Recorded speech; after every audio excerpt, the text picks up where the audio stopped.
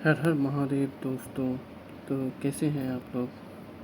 चलिए आज मैं बात करूँगा आगे जो बजट आने वाली है उस पर किन किन स्टॉक पे फोकस किया जा सकता है, उसी के बारे में आप अभी से ही इन स्टॉक को रडार पे रख सकते हैं। चलिए बात करते हैं जो 2024 का जो बजट है उसमें किन किन सेक्टर पे फोकस किया जा सकता है, इसी के बारे में आज बात करेंगे। चलिए स्टार्ट करते हैं। तो सबसे पहला जो सेक्टर है आने वाले बजट में एग्रीकल्चर सेक्टर, उस पर ज़रूर फोकस किया जा सकता है, क्योंकि आप लोगों ने देखा कि इस बार जो इलेक्शन में जो बीजेपी की करंट जो गवर्नमेंट है उसका जो परफॉर्मेंस है वो काफ़ी वीक रहा पिछले सत्र से। तो उसके लिए जो है सो एग्रीकल्चर पे और किसानों को लेके कुछ न कुछ ज़रूर बजट में इस बार सरकार उन पे फोकस करेगी, इसीलिए एग्रीकल्चर सेक्टर को ध्यान में रखा जा सकता है। इससे कुछ दिन पहले भी एग्रीकल्चर सेक्टर में जो है जो जीएसटी काउंसिल की बैठक हुई थी कुछ दिन पहले, उसमें सब लोगों ने उम्मीद लगाया था जो 5% जो जीएसटी लगता है फर्टिलाइज़र या सब पे उसको कम किया जाएगा, लेकिन उस टाइम तो ऐसा कुछ नहीं हुआ, वो आगे के लिए टाल दिया गया है। लेकिन इस बार जो बजट है उसमें आप फोकस में रख सकते हैं ज़रूर। इसके एग्रीकल्चर सेक्टर में जो है सो कुछ न कुछ अच्छा बजट सरकार पेश करेगी। तो चलिए जो इस सेक्टर की जो कुछ मेन कंपनियां हैं उन पे फोकस करते हैं। तो सबसे पहली कंपनी है फर्टिलाइज़र एंड केमिकल्स ट्रावाकोर लिमिटेड। आप देख सकते हैं 64,000 करोड़ की मार्केट कैप है और पी 442 का है। अभी जो जितना भी फर्टिलाइज़र स्टॉक है सबका पी आपको हाई ही मिलेगा, क्योंकि वो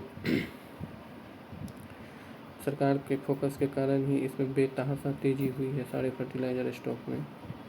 तो इसी के कारण अगर बजट में इन सेक्टर में अगर कुछ अच्छा बजट आता है तो कंपनी का प्रॉफिट बढ़ेगा और फिर जो है पी तो एडजस्ट हो ही जाएगा।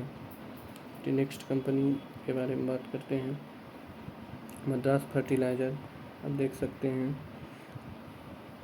1,72,000 करोड़ की कंपनी है, 304 का पी है। पी के बारे में तो मैंने आपसे पहले ही डिस्कस कर लिया है। उसके बाद नेक्स्ट कंपनी की बात करते हैं चंबल फर्टिलाइज़र एंड केमिकल्स। ये भी अच्छा कंपनी है, ये थोड़ा महंगा है अभी तो आपको बता ही दिए। उसके बाद बात करते हैं राष्ट्रीय केमिकल एंड फर्टिलाइज़र लिमिटेड। 188 के प्राइस पर भी चल रहा है, उसको भी आप रडार पर रख सकते हैं। उसके बाद जो आने वाला बजट है उसमें दूसरा मेन सेक्टर रह सकता है इंफ्रास्ट्रक्चर एंड कंस्ट्रक्शन।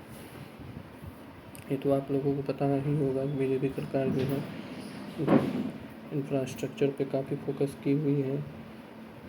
तो अभी इलेक्शन को लेके कुछ दिन से जो है सो जितने भी सारे प्रोजेक्ट थे सब रुके हुए थे, और अब जैसे ही इलेक्शन ख़त्म हुआ सरकार स्टेबल हुई तो अब जितने भी सारे इंफ्रा के काम बचे हुए थे सारे फिर से स्टार्ट किए जाएंगे। तो इंफ्रास्ट्रक्चर एंड कंस्ट्रक्शन के बजट में भी आप फोकस कर सकते हैं, और इनमें जो कंपनी है अगर बजट में ऐसा कुछ भी अच्छा हुआ तो इन कंपनियों को बहुत फ़ायदा होगा। जैसे कि NBCC, ये PSU स्टॉक है, कंपनी है जैसे सरकारी स्टॉक है। अभी जो ग्रामीण क्षेत्र में जो डेवलपमेंट का जो काम होने वाला है उसमें NBCC काफ़ी फोकस में रख सकते हैं। इसका PE भी अभी रिजनेबल है, आप उसको ध्यान में रख सकते हैं। उसके बाद जो नेक्स्ट कंपनी है इंफ्रा की वो LNT है, लार्सन एंड ट्यूब्रो, बहुत अच्छी कंपनी है, उसको भी ध्यान में रख सकते हैं। उसके बाद KNR कंस्ट्रक्शन है,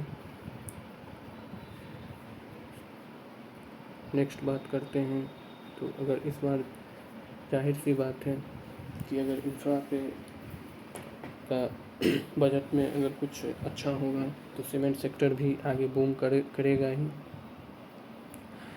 अगर सीमेंट सेक्टर में भी कुछ कंपनियों के बारे में देख सकते हैं और बजट में सीमेंट सेक्टर में भी काफ़ी फोकस रहेगा।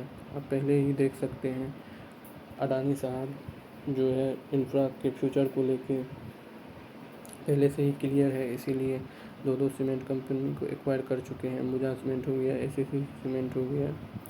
नेक्स्ट बात करते हैं अगर सीमेंट सेक्टर में तो इंडिया सीमेंट लिमिटेड है जो कि 7,000 करोड़ की मार्केट कैप की कंपनी है।